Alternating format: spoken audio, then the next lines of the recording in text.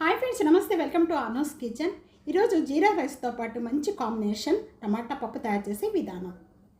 Miss అవ్వకండి, చాలా టేస్ట్గా ఉంటుంది. ఇదే విధంగా ట్రై చేసి మీకు ఎలా ఉందనేది, ఈ రెసిపీ నచ్చితే కనుక వెంటనే సబ్స్క్రైబ్ చేసుకోవడం అస్సలు మర్చిపోవద్దు. రండి, ఇది ఎలా తయారు చేయాలో చూసేద్దాం.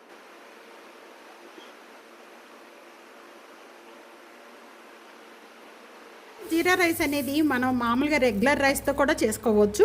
నేను ఈరోజు బాస్మతి రైస్తో చేస్తున్నాను.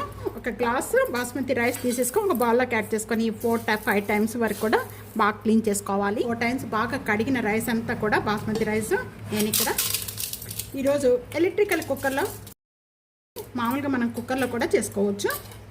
కుక్కర్లో బాస్మతి రైస్ చేసుకున్నారనుకోండి, ఒక గ్లాస్కి 1.5 వాటరే పోసుకోవాలి. అదే కనుక మనం ఎలక్ట్రికల్ కుక్కర్లో ఒకటికి 2 గ్లాసెస్ వాటర్ యాడ్ చేసుకోవాలి. దీంట్లో నేను బాస్మతి రైస్ ఎలా కుక్ చేసుకోవాలి, ఎలా క్లీన్ చేసుకోవాలి నేను లాంగ్ వీడియోలో ఒకటి పెట్టానండి, కావాలంటే చూడండి. వాటర్ 1/2 టేబుల్ స్పూను నెయ్యి యాడ్ చేస్తున్నాను. పెట్టేద్దాం. ఎంత పొడి పొడిగా ఉందో మనం కొద్దిగా నెయ్యి యాడ్ చేసుకొని ఈ విధంగా చేసుకోవడం వల్ల పొడి పొడిగా ఉంటుంది. జీరా రైస్ తయారు చేసుకోవడానికి ప్యాన్లో 2 టేబుల్ స్పూను గీ యాడ్ చేస్తున్నాను. గీ అంతా కూడా మెల్ట్ అయిపోయింది. మెల్ట్ అయిపోయిన వెంటనే నేను 1 టేబుల్ స్పూను జీడిపప్పు అండి, ఒక 6 లేక 7 జీడిపప్పు మంచి కలర్ వచ్చేంత వరకు కూడా వేయించేసుకుందాం. జీడిపప్పు ఈ కలర్ రాగానే నేను ఇక్కడ ఒక పచ్చిమిర్చి తీసుకున్నానండి, చిన్న చిన్న పీసెస్గా. 2 టేబుల్ స్పూను జీరా యాడ్ చేస్తున్నాను. ఈ విధంగా వేగిపోయిన వెంటనే కూడా కొద్దిగా కరివేపాకు, 1 టేబుల్ స్పూన్ సాల్ట్ యాడ్ చేస్తున్నాను. కూడా బాగా వేగిపోయాయి. ముందుగా కుక్ చేసుకున్న ఈ బాస్మతి రైస్ అంతా కూడా ఇప్పుడు యాడ్ చేసేసుకున్నాను.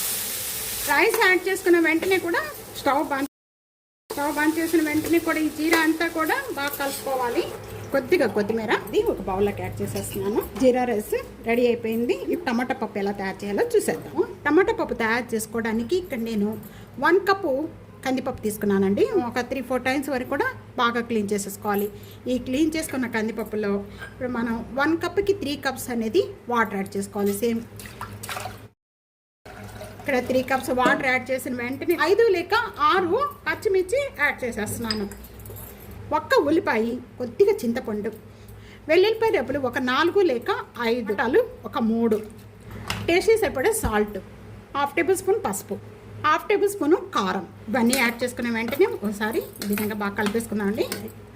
5 లేక 6 విజిల్స్ వచ్చే వరకు కూడా కుక్ చేసుకోవాలి. కుక్కర్ బాగా చల్లారిపోయిన తర్వాత ఇప్పుడు ఓపెన్ చేద్దాం. మెత్తగా అయిపోయిన పప్పు అంతా కూడా పప్పు గుత్తితో బాగా మెత్తగా మెదుపుకుందాం. ఈ విధంగా మెత్తగా మెదుకున్న పప్పులో ఒక 1/2 గ్లాస్ వాటర్ అనేది యాడ్ చేసుకుందాము. పప్పు తాలింపు పెట్టుకునే విధానం 2 టేబుల్ స్పూన్ ఆయిల్ యాడ్ చేస్తున్నాం. ఆయిల్ బాగా కాయిపోయిన వెంటనే కూడా ముందుగా ఎండుమిర్చి అనేది చిన్న చిన్న ఒక 6 లేక 5 కచ్చిపిచ్చిగా నూరుకున్న వెల్లుల్లిపాయ రెబ్బలు, 1/2 టేబుల్ స్పూన్ జీరా, 1/2 టేబుల్ స్పూన్ ఆవాలు, 1/2 టేబుల్ స్పూన్ మెంతులు యాడ్ చేస్తున్నాను. పోపు దినుసులు అన్నీ కూడా బాగా వేయించుకోవాలి. ఎంత బాగా వేగితే అంత బాగుంటుంది పప్పు. అంతగా ఇంగువ యాడ్ చేస్తున్నాను. కరివేపాకు, కొద్దిగా కొత్తిమీర.